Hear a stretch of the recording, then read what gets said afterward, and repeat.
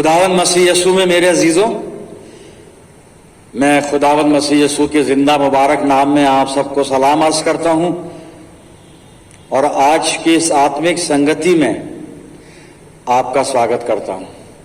परमेश्वर का धन्यवाद करते हैं प्रियजनों, उसने हम सबको अपने अनुग्रह में आज तक संभाल कर रखा, महफूज रखा, स्वस्थ रखा। और साथ ही साथ मैं सबके लिए दुआ करता हूं कि खुदावंद का फजल आप सब पर भी बना रहे। और दीगर लोगों के लिए भी प्रार्थना करता हूं मैं, जितने लोग बीमार हैं, गमज़दा हैं, मुसीबत में, परेशानी में हैं, कोरोना की वजह से बेरोजगार हो चुके हैं और तरह तरह के अजाब में मुब्तला हैं, हर एक के लिए मैं दुआ करता हूं खुदावंद का फजल सबको संभाले। अजीजों, आज जो कलाम का हिस्सा है पुराने अहदनामे में अय्यूब की किताब को आप खोल लें अपनी बाइबल में, पहला अध्याय और 1 से 5 आयत मैं आपके सामने पढ़ रहा हूं। ऊस की सरजमीन में अय्यूब नाम एक शख्स था। वो शख्स कामिल और रास्तबाज था और खुदा से डरता और बदी से दूर रहता था। उसके यहां 7 बेटे और 3 बेटियां पैदा हुई। उसके पास 7,000 भेड़ें और 3,000 ऊंट और 500 जोड़ी बैल और 500 गधियां और बहुत से नौकर चाकर थे। ऐसा कि अहले मशरिक में वो सबसे बड़ा आदमी था। उसके बेटे एक दूसरे के घर जाया करते थे और हर एक अपने दिन पर जियाफत करता था और अपने साथ खाने पीने को अपनी तीनों बहनों को बुलवा भेजते थे। और जब उनकी जियाफत के दिन पूरे हो जाते तो अय्यूब उन्हें बुलवा कर पाक करता और सुबह को सवेरे उठकर उन सबों के शुमार के मुआफिक सोख्तनी कुर्बानियां चढ़ाता था, क्योंकि अय्यूब कहता था कि शायद मेरे बेटों ने कुछ खता की हो और अपने दिल में खुदा की तकफीर की हो।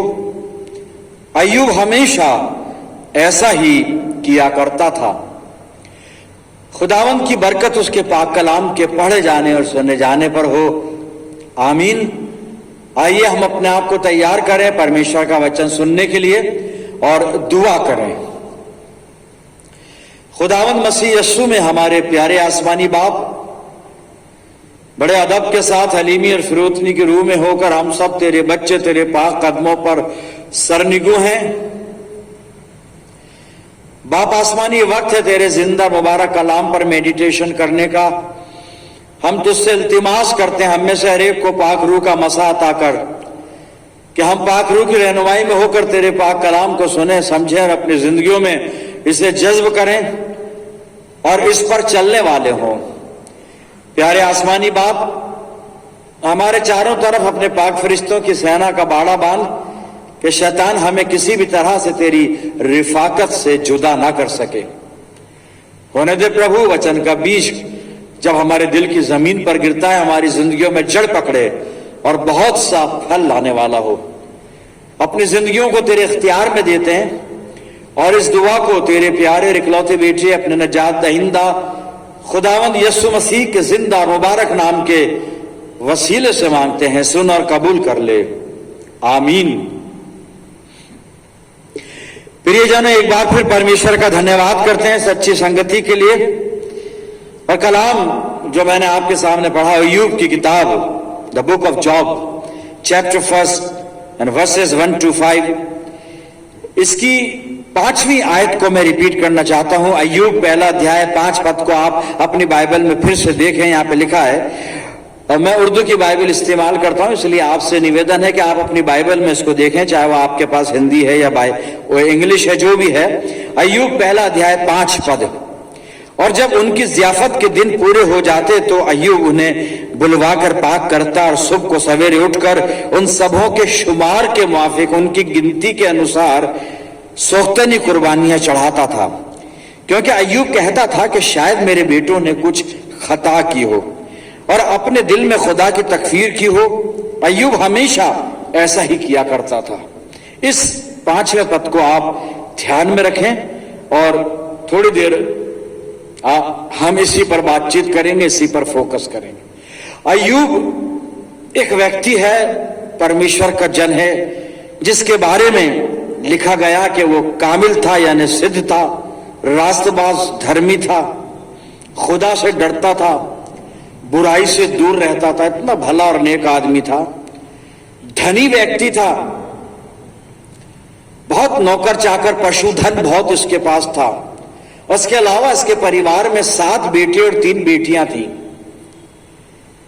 और यहां पर लिखा है कि ये इसके जो 7 बेटे थे, ये समय समय पर जो दिन इनको सूट करता, वो दिन चाहे इनके जन्मदिन का हो, चाहे कोई और ओकेजन हो, कोई भी दिन हो चाहे, और वो अपने अपने उस खास दिन पर प्रीति भोज करते थे, आपस में ज़ियाफत करते थे, गैदरिंग करते थे, खाना खाते थे।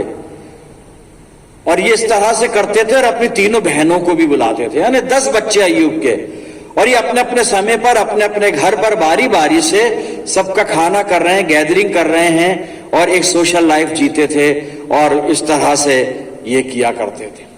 लेकिन यहां पर एक खास बात जो 5वें पद में लिखी है कि जब उनके उस खाने के दिन, वो भोजन, ज़ियाफत जिसको कहा गया है, फीस्ट जिसको कहा गया है, जब वो पूरे हो जाते थे, तो उनका पिता ये सोचता था कि मेरे बच्चे 10 मेरी औलाद जमा हुई है एक जगह पर, किसी भी बेटे के घर या कहीं भी, और मेरे 7 बेटों ने, 3 बेटियों ने मिलजुल कर ये उत्सव मनाया है, खाना खाया है, और इस तरह से इन्होंने ये ओकेजन पूरा किया है।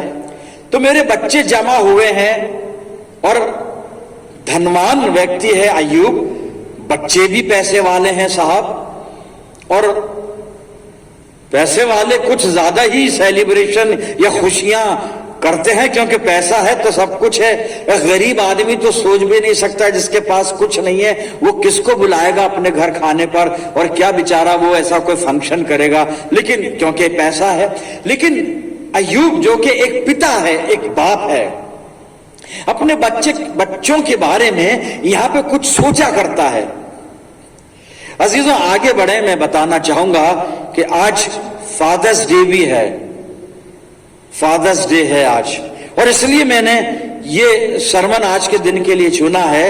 एक पिता का यहां पर रोल प्रदर्शित किया गया, भूमिका, एक बाप की भूमिका क्या है। मेरे अजीजों, 5वें पद में लिखा है कि जब उनके खाने के दिन, ज़ियाफत के दिन पूरे होते, तो इन 10 बच्चों का पिता, 7 बेटे 3 बेटियां, और इनका पिता अपने बच्चों को अपने घर बुलाता था। किस लिए बुलाता था? वो ये सोचता था कि मेरे बच्चे जमा हुए हैं, उन्होंने खुशियां मनाई हैं, सेलिब्रेशन हुए हैं, और साहब बड़े फंक्शन हुए हैं, और परिवार के अलावा और भी जान पहचान के हो सकता है कि मुमकिन है दोस्त यार भी आते हो, सब कुछ, और पैसा ही पैसा है, तो फंक्शन भी बड़ा बड़ा रौनकदार, रंगदार फंक्शन हुआ है। लेकिन बाप का जो कंसर्न है वो कुछ और है। बाप इन बच्चों को बुलाकर और उनके लिए साहब होम बलि चढ़ाता है। और क्यों चढ़ाता है? यहाँ पे सोख्तनी कुर्बानी इसलिए चढ़ाता है, वही सोचता था कि इन बच्चों ने, ये पॉसिबिलिटी बनती है कि जब ये अपनी खुशी मना रहे हैं और खा रहे हैं, खाना खा रहे हैं, और पानी भी पी रहे हैं, और पानी पीने के अलावा पता नहीं और क्या क्या पी रहे हैं, जो अमूमन हमारे फंक्शनों में होता है भाई। अब ज्यादा इसकी वजाहत करने की क्या जरूरत है, हम तो सब कुछ जानते हैं क्या क्या होता है फंक्शनों में, हमारे क्या क्या होता है सब जानते हैं वो, है ना। हालांकि वो सब कुछ जेबा नहीं देता और ना कलाम के मुताबिक है, लेकिन होता है।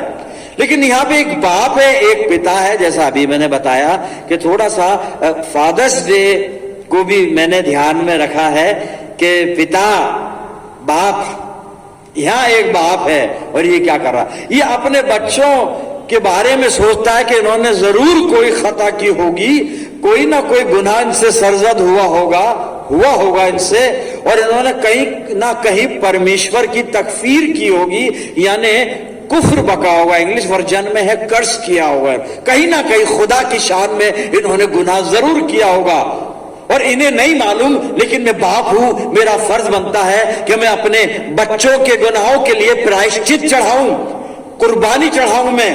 और इसलिए वो बुलाकर इन बच्चों को अपने घर जमा करता था, 7 बेटे 3 बेटियों को जमा करके, और यहां लिखा है उनके लिए कुर्बानी चढ़ाता था।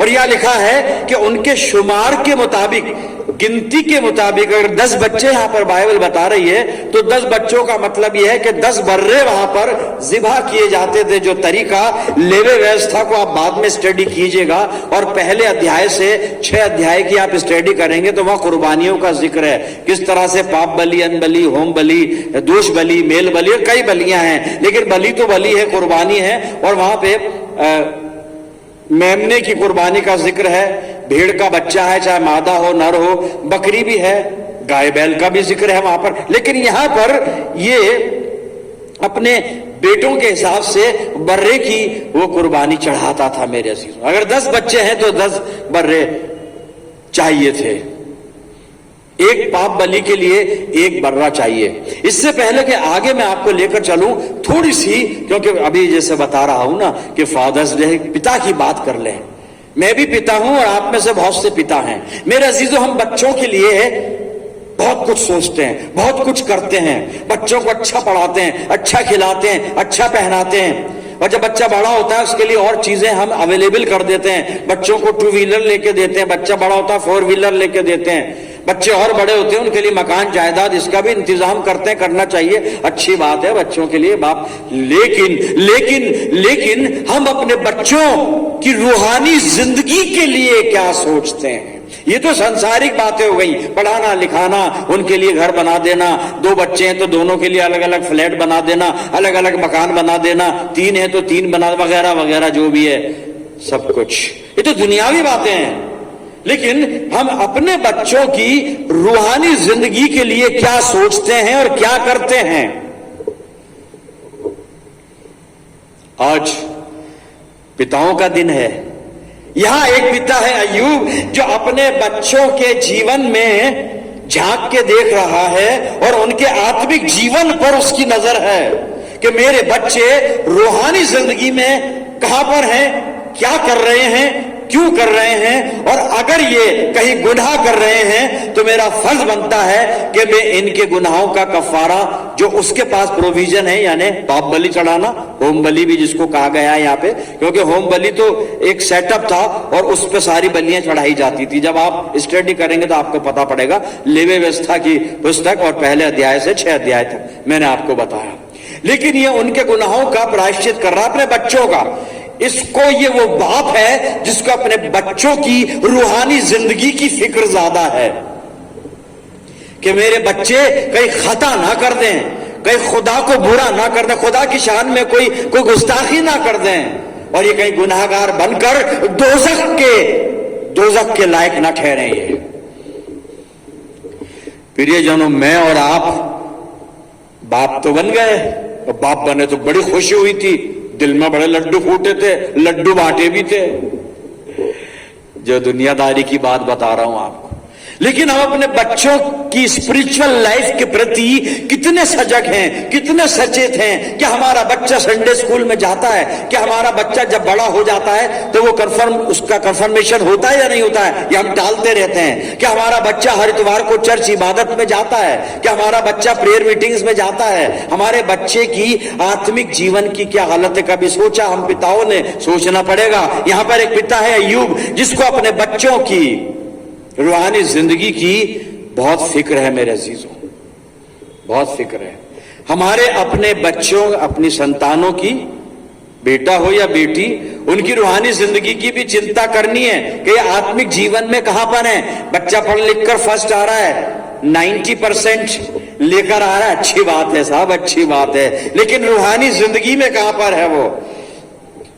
बच्चा दीगर पढ़ाइयां कर रहा है, अच्छी बात है, मैं बच्चे को डॉक्टर बनाऊंगा, इंजीनियर बनाऊंगा, बहुत बड़ा ऑफिसर बनाऊंगा, आरएस बनाऊंगा, आईएएस बनाऊंगा, आईपीएस बनाऊंगा, सब कुछ बनाऊंगा, बैंक मैनेजर बनाऊंगा, वो ठीक है, अच्छी बात है, कुछ भी बनाइए। इसके आत्मिक जीवन के बारे में क्या सोच रहा हूं मैं कि मेरा बच्चा रूहानी जिंदगी में कहां पर है, ये खुदा की नजदीकी में है या नहीं, इसके दिल में खुदा का खौफ है या नहीं, मैं कैसा पिता हूं? अय्यूब एक ऐसा पिता है जो अपने बच्चों के आत्मिक जीवन की फिक्र रखता है। फिर लौटकर हम 5 पद में आ जाते हैं, जो मैंने पढ़ा था, दोहराया था, 5 पद पर ही बात कर रहे हैं। तो ये बाप अपने बच्चों के लिए कुर्बानी चढ़ाता है, और लिखा है कि उनकी गिनती के मुताबिक, क्योंकि एक गुनहगार के लिए एक बर्रा चाहिए। अभी 10 बच्चे हैं और बाप ये सोच रहा है कि शायद हो सकता है इन्होंने गुनाह किया हो। बाइबल तो नहीं बता रही कि वो पाप करते थे, पाप नहीं करते थे वो, लेकिन बाप सोच रहा है कि भाई जमा हुए हैं, सेलिब्रेशन हुआ है, घर में फंक्शन हुआ है, घर में शादी हुई है, पादरी साहब ने आके दुआ भी की है, बाद में दूसरे रीति रिवाज हुए हैं, बाद में रिसेप्शन हुआ है, खाने की दुआ भी पादरी साहब ने की है। लेकिन इस रिसेप्शन की भीड़ में 8, 10, 20, 25 ऐसे हैं जो कारों के अंदर बैठकर कुछ और कर रहे हैं। अब आप समझ गए, गुनाह तो हुआ ही है, होता है गुनाह, बिल्कुल होता है। जो कलाम जिसके लिए मना कर रहा है वो हम कर देते हैं। और बाप यहां पे अय्यूब यही सोच रहा है कि उन्होंने कुछ ना कुछ जरूर किया है, तो मेरे को कुर्बानी चढ़ाना लाजिम है, मेरा कर्तव्य बनता है अपने बच्चों के गुनाहों का मैं प्रायश्चित परमेश्वर की वेदी पे रखूं, कुर्बानी चढ़ाऊं। एक गुनहगार के लिए एक बर्रा। अब यहां से थोड़ा सा सब्जेक्ट में बदल रहा हूं, हो गया फादर्स डे और पिताओं के बारे में मैंने बता दिया, और जो पिता हैं जो सुन रहे हैं, अब ये आपको सोचना है कि आप बाप का फर्ज निभा रहे हैं तो कितना निभा रहे हैं। आप अपने बच्चों के दुनियावी जीवन के लिए तो बहुत सोच रहे हैं, लेकिन उसके आत्मिक जीवन के लिए भी सोचिए साहब। उसका दुनियावी सफर 100 साल का है, लेकिन उसका रूहानी सफर अनलिमिटेड है, उसका कोई लिमिटेशन नहीं है। उस जिंदगी के लिए भी सोचिए, अनंत जीवन के लायक बनाइए अपने बच्चों को जी। तो यहां पर ये बाप, क्योंकि बाइबल कह रही है एक गुनहगार के लिए एक बर्रा चाहिए। अब इस बात को ध्यान में रख लें हम। अब दुनिया की हालत देखिए क्या है। मैं भजन संहिता खोलूंगा और आप भजन संहिता 12 निकाल लीजिए, और 1 और 2 पद में पढ़ रहा हूं, दुनिया की हालत बता रहा हूं। एक गुनहगार के लिए एक बर्रा चाहिए, अभी बाइबल ने समझा दिया हमें। और विशेष तौर से आप लेवी व्यवस्था 4, 32, 33 बाद में पढ़िएगा जी। मैं भजन संहिता 12, 1 और 2 पढ़ता हूं। हे परमेश्वर बचा ले, क्योंकि एक भी भक्त नहीं रहा, एक भी भक्त नहीं रहा। मनुष्यों में से विश्वास योग्य लोग मर मिटे हैं। प्रत्येक मनुष्य अपने पड़ोसी से झूठी बातें कहता है, वो चापलूसी के होठों से 2 रंगी बातें करते हैं। एक भी भक्त नहीं है, एक भी भक्त नहीं है। बाइबल फतवा दे रही है एक भी भक्त नहीं है। आप कहेंगे जी तो दाऊद लिख रहा है, दाऊद नहीं लिख रहा है। दाऊद की क्या हस्ती है, वो वचन लिखेगा परमेश्वर का। परमेश्वर का वचन तो पवित्र आत्मा ने लिखा है, दाऊद ने तो कलम चलाया है। नए नियम में मती रचित समाचार पवित्र आत्मा ने लिखा है, मती ने तो कलम चलाया है। जॉन गॉस्पल ऑफ जॉन पवित्र आत्मा ने लिखा है, जॉन ने तो कलम चलाया है। पौलुस की पत्रियां पवित्र आत्मा ने लिखी है, पौलुस ने कलम चलाया है, सिर्फ पाकरून ने लिखा है। फतवा है एक भी भक्त नहीं। आगे पढ़ता हूं जी मैं 14 अध्याय और इसका 2 और 3 पर सुनिए। परमेश्वर ने स्वर्ग में से मनुष्य पर दृष्टि की कि देखे कि कोई बुद्धिमान, कोई परमेश्वर का खोजी है या नहीं।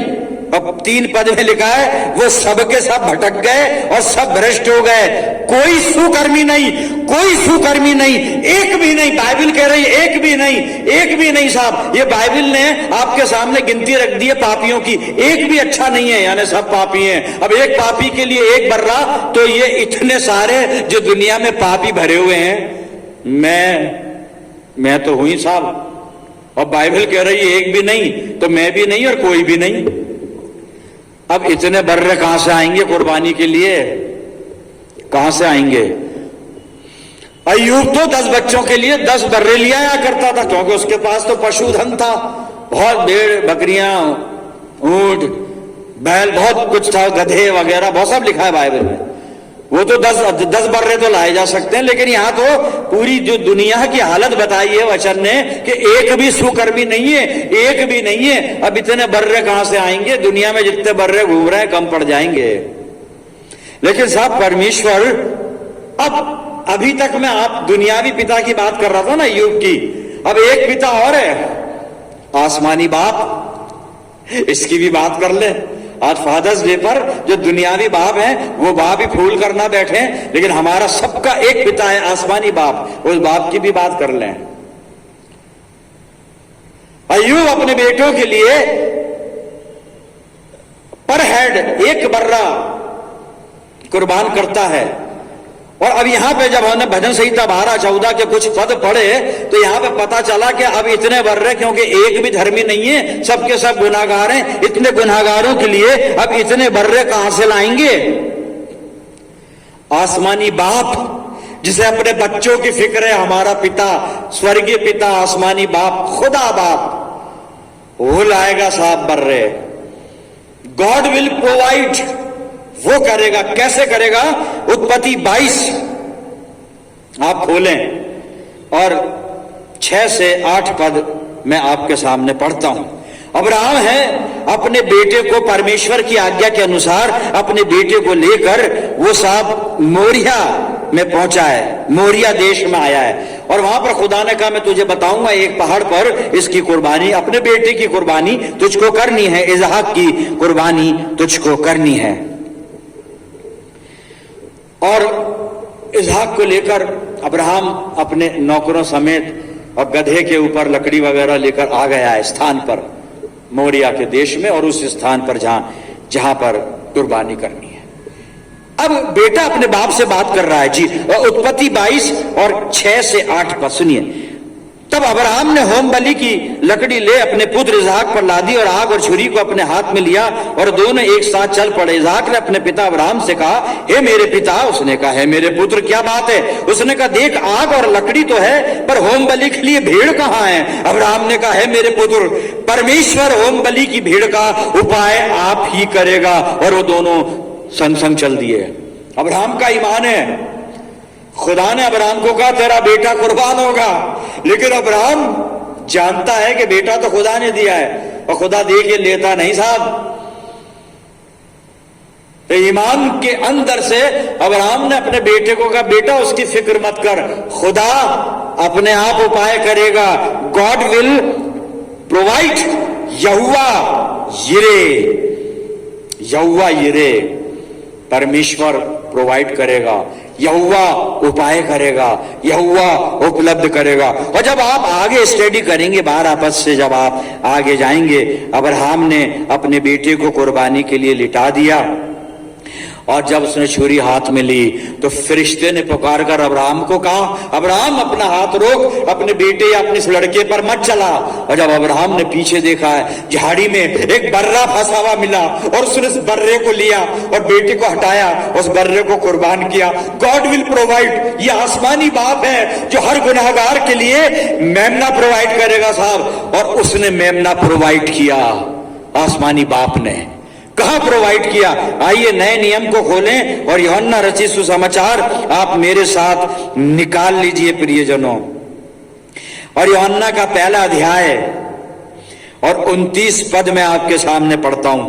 यूहन्ना बपतिस्मा देने वाला यहां पर मौजूद है, खुदावंद मसीह यीशु चला आ रहा है और यूहन्ना बपतिस्मा देने वाले ने खुदावंद मसीह यीशु को देखा है। तो यहां पर क्या आवाज आई है सुनिएगा। यूहन्ना रचित सुसमाचार पहला अध्याय 29 पद। दूसरे दिन उसने यीशु को अपनी ओर आते देखकर कहा, देखो ये परमेश्वर का मेमना है जो जगत का पाप उठा ले जाता है। ये है साहब वो बर्रा जो खुदा ने प्रोवाइड किया है। और ये हर एक गुनहगार के लिए ये एक बर्रा काफी है, क्योंकि करोड़ों गुनहगारों के लिए बर्रे नहीं आ सकते। तो खुदा ने एक परफेक्ट मेमना खुदावंद मसीह यीशु हम सबके लिए दे दिया कि हमारे गुनाहों का प्रायश्चित करे। मेरे अजीजों, आसमानी बाप अपने बच्चों की फिक्र रखता है।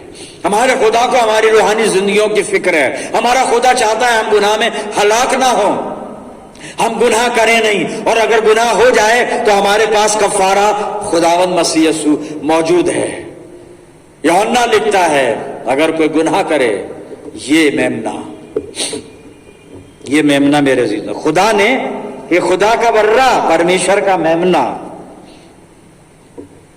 लेकिन इस बर्रे से होगा क्या? यानी यीशु मसीह से जब अय्यूब बर्रा कुर्बान करता था अपने बच्चों के लिए, या कोई और जब ये कुर्बानी चढ़ाते थे पाप बलि, तो उस जिस पापी के लिए बलि चढ़ रही है, उस पापी को उस बर्रे के ऊपर, उस लैम के ऊपर अपना हाथ रखना पड़ता था, और हाथ रखने के बाद फिर जो लेवी थे उसकी कुर्बानी चढ़ाते थे, और उस कुर्बानी या बलि किए हुए पशु के लहू को पवित्र वेदी पे छिड़कते थे। बहुत लंबी चौड़ी बात है, मैं उसको ज्यादा नहीं बताना चाहता, लेकिन इस तरह से छुटकारा मिलता था पापी को।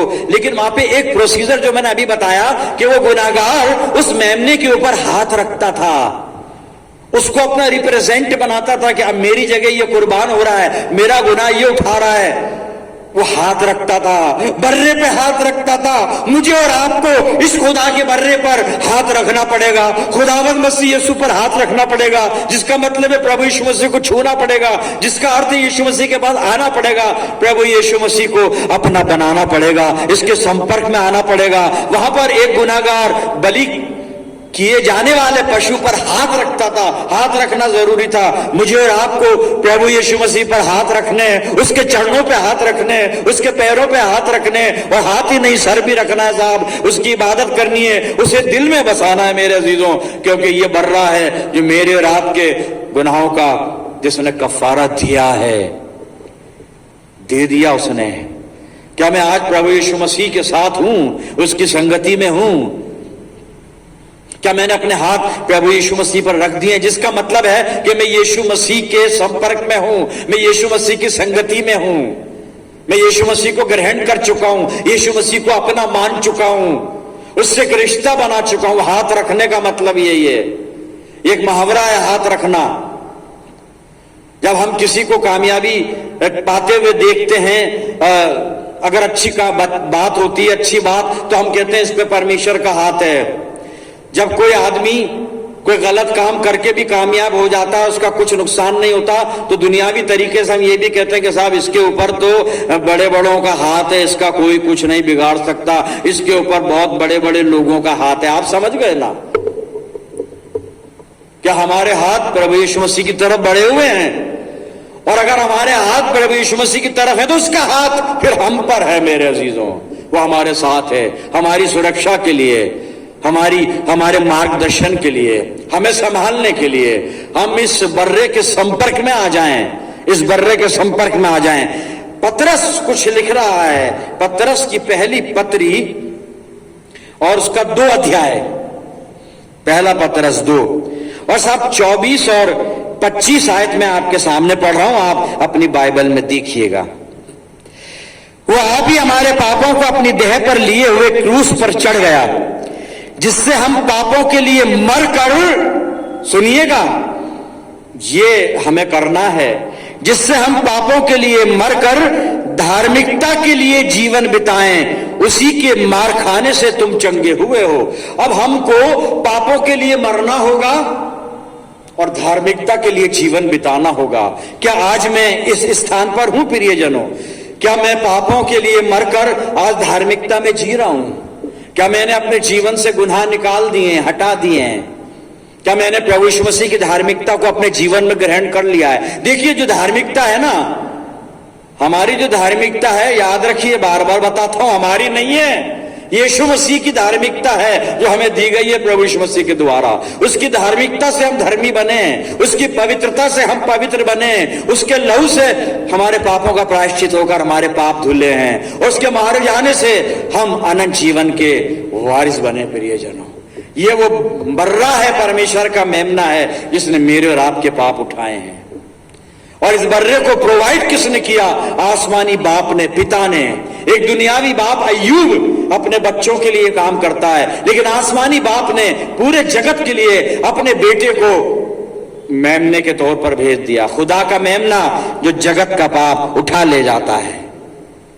मेरे अजीजों, उसने, मेमने ने अपना काम किया, पिता ने अपना काम किया, यानी आसमानी बाप ने, यानी खुदा ने।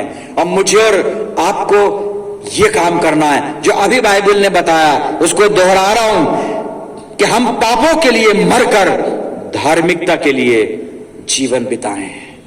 हमें धार्मिकता के लिए जीवन बिताना है। आखिरी हवाला, उसके बाद कंक्लूड करेंगे। यूहन्ना की पहली पत्री 2 अध्याय और 6 पद सुनिएगा। जो कोई ये कहता है कि मैं उसमें बना रहता हूं, किसमें? खुदावंद मसीह यीशु में।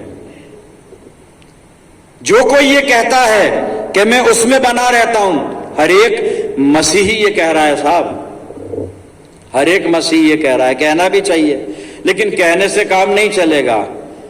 एक शर्त है, वो शर्त क्या है वही पढ़ रहा हूं मैं जी, दोहराता हूं इसको। जो कोई ये कहता है कि मैं उसमें बना रहता हूं, उसे चाहिए कि वो आप भी वैसा ही चले जैसा वो चलता था, वो यीशु मसीह चलता था। अगर हम यीशु मसीह के हैं तो हमें चाहिए कि हम भी वैसे ही चलें जैसे हमारा प्रभु यीशु मसीह चलता था। अजीजों, हमें ऐसे ही चलना है जैसे हमारा खुदावंद मसीह यीशु चलता था। परमेश्वर हमारी सहायता करे, हमारी अगुवाई करे। हमारे बाप ने अपने पिता का फर्ज पूरा किया है, हमारे लिए मेमना प्रोवाइड किया है, प्रभु यीशु मसीह। अब हमारा फर्ज है, कर्तव्य है कि हम भी वैसे ही चलें जैसे हमारा प्रभु यीशु मसीह चलता था। कैसे चलता था? वचन हमारे सामने है, प्रभु यीशु मसीह का नमूना हमारे सामने है, उसकी आज्ञाएं हमारे सामने है, उसका जीवन चरित्र हमारे सामने है, उसकी शिक्षाएं, सब कुछ हमारे सामने है। हम भी वैसे ही चले जैसा हमारा प्रभु यीशु मसीह चलता था। पौलुस कहता है वैसा ही स्वभाव रखो जैसा मसीह यीशु का था। हमें वैसा ही बन के जीना है जैसे हमारा प्रभु यीशु था। आइए प्रार्थना करें। खुदावंद मसीह यीशु में हमारे आसमानी बाप, तेरा धन्यवाद करते हैं तेरी मोहब्बत के लिए कि जिसमें होकर तूने अपनी गोद को खाली किया और अपने इकलौते बेटे को हमारे लिए भेज दिया, ताकि वो परमेश्वर का मेमना प्रभु यीशु मसीह हमारे लिए आकर हमारे पापों का कफारा दे और हम पापों से आजाद किए जाएं। पिता परमेश्वर हमें तौफीक दे कि हम पाप में मरकर धार्मिकता में जीना शुरू करें और वैसे ही चलें जैसे हमारा प्रभु यीशु मसीह चलता था। प्रभु जी अपनी जिंदगियों को तेरे अधिकार में देते हैं, पवित्र आत्मा के द्वारा हमें धर्मी बनाकर वैसे ही चलाना जैसे हमारा प्रभु यीशु चलता था। पिता परमेश्वर अपनी जिंदगियों को तेरे अधिकार में देते हैं। मैं दुआ करता हूं जितने लोग इस प्रार्थना में सम्मिलित हैं, इन सब प्रियजनों पर तेरी शफकत, रहमत और बरकत का साया हमेशा बना रहे। पिता परमेश्वर, हम हर प्रकार से अपना सर्वस्व तुझे सौंप देते हैं। हमारी अगुवाई करना और हमें गुनाह में पड़ने से बचा के रखना और अपनी राहों पे चलाना।